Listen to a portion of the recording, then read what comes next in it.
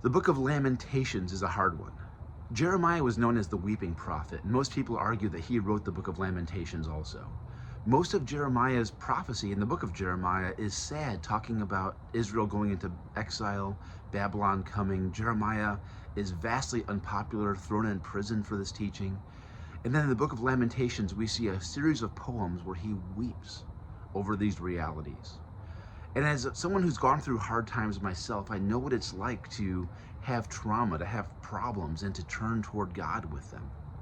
Lamentations is a tough book to read, but it's so helpful because it's really hard sometimes to process emotions, especially as a guy, but as anybody in our culture. We're taught to put on a happy face, to just move on. If you have emotions, to save those for counseling.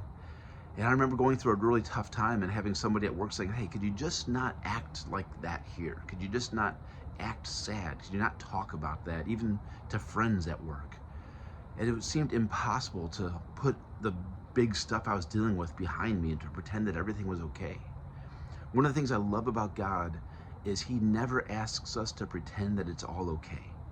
He says, bring me your tears, bring me your heartbreak, bring me the real stuff that's going on in you. And while I'm not going to fix it miraculously every time, I will always be here. One of the children's books we have for Thea is a board book of Psalm 23. And there's a little picture of a lamb going through the valley of the shadow of death. And it says that I'm going through the scariest places. And the very next page has the shepherd running full out sprint. And it says, but God knows where I am. My shepherd knows about me and cares about me. And he's coming to rescue me and make me stronger. I don't know how long the valley is going to be for you or for any of us.